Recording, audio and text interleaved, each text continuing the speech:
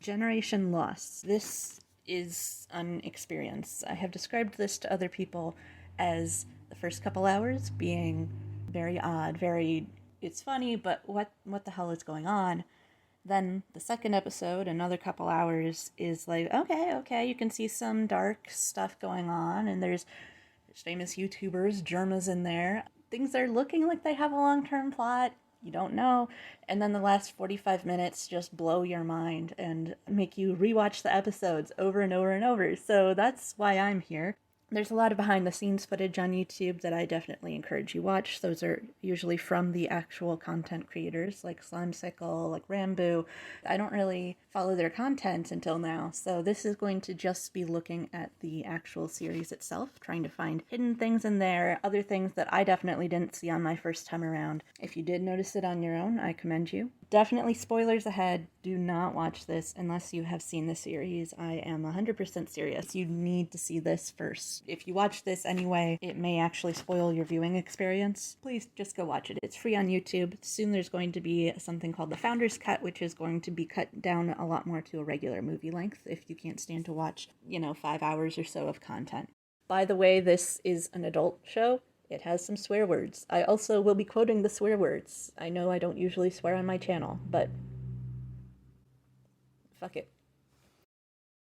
If you take a look at the logo for Showfall, which is the company that in canon produced the social experiments, it looks kind of like a 4. If you mirror flip it around, it's actually just half of the Showfall logo.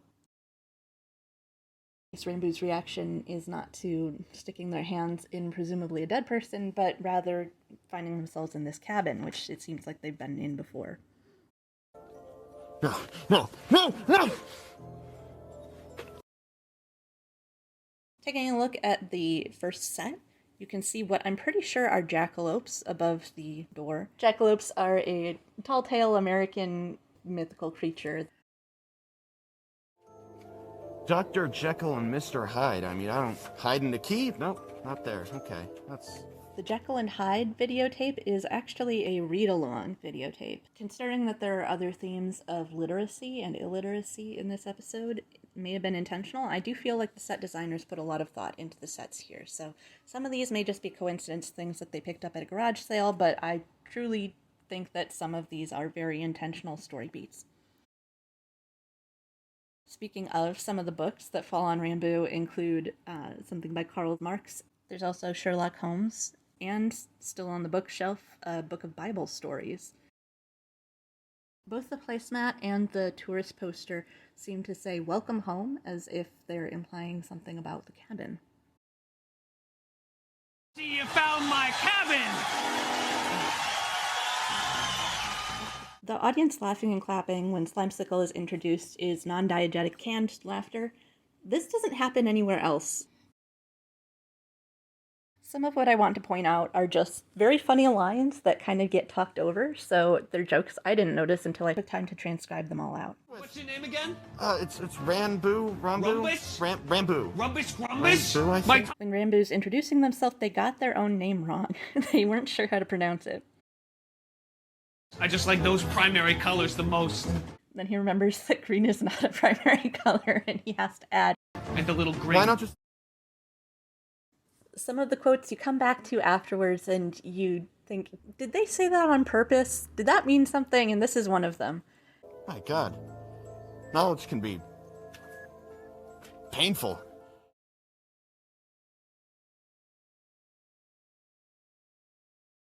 This is something that I know was not intentional. I believe one of the behind the scenes said that they just didn't cut to the correct camera, but when Charlie's mugging at the camera for his intro, I really appreciate the symbolism. Like, it's a very hollow gesture when he's not even looking at our camera. He's breaking the fourth wall, but it's not the correct fourth wall, which is a theme throughout the show.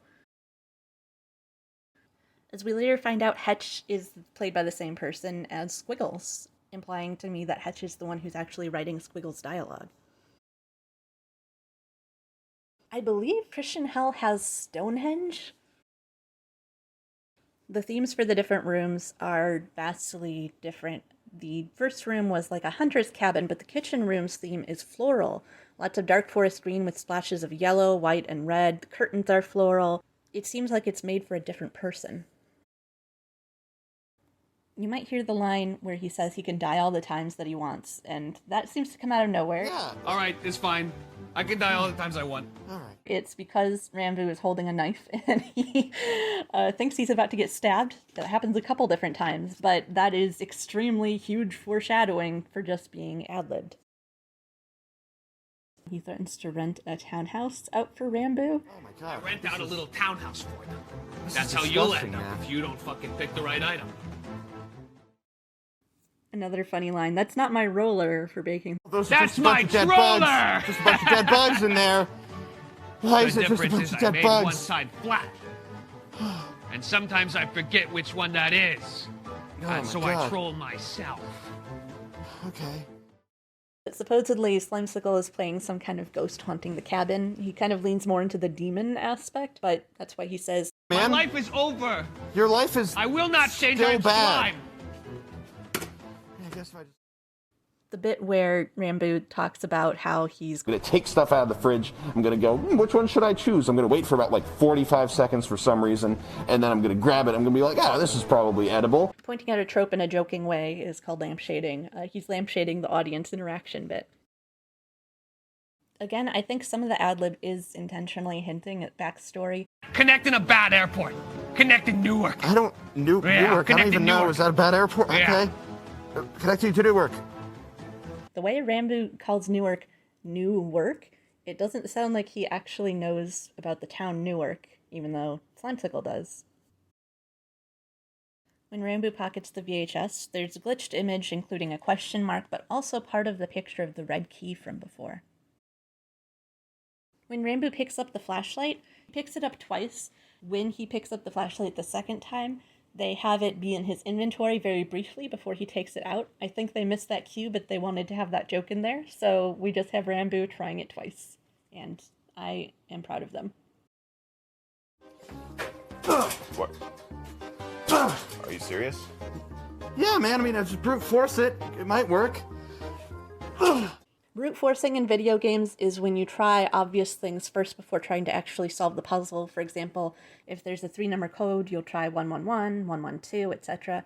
But here when he says he's going to try to brute force the lock open, what he means is by actually brute forcing it open with a cinder block.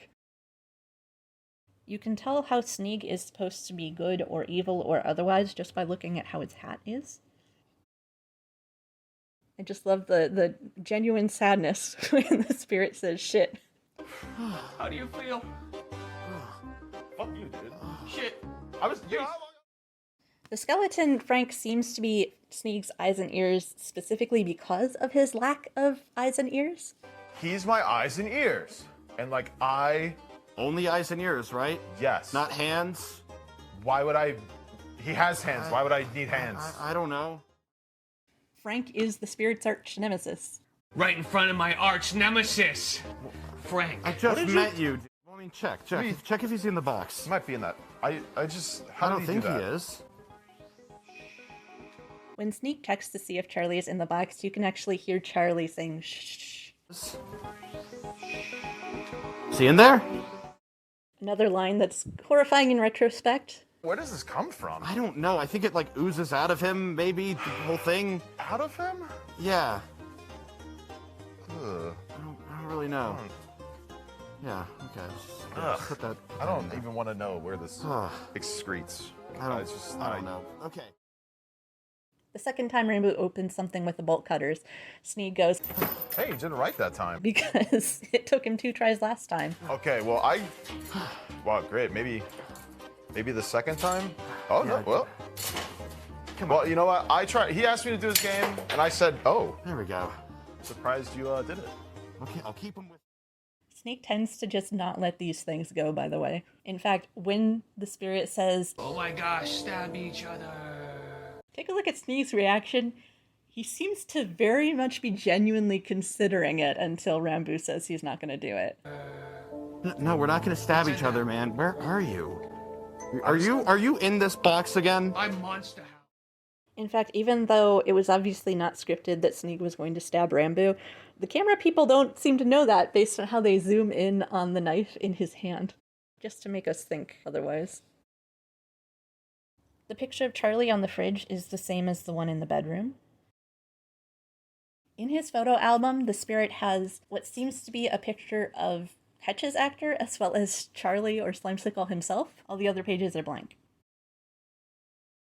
Another biblical reference in this demon house, it actually says, "The Lord bless you and keep you," on this little cross stitch in the back. There are a lot of indications that Shofal can control time somehow, either time how the viewers perceive it, how the characters perceive it, or both. For instance, a lot of times we can see a clock in the background that doesn't move, even though it's a live show. They could definitely just use a regular clock. The Sneak is standing here for what Sneak perceives to be 8 hours, but is only a couple minutes for viewers, along with him not knowing how long he was in the cage, months or years. The bedroom has Jell-O, which is sort of an edible slime. So that is some of, not all of, the trivia from episode 1. There's definitely a lot more, especially in episode 2. If you enjoyed this video, please let me know down below, and I might make another. Smell you later.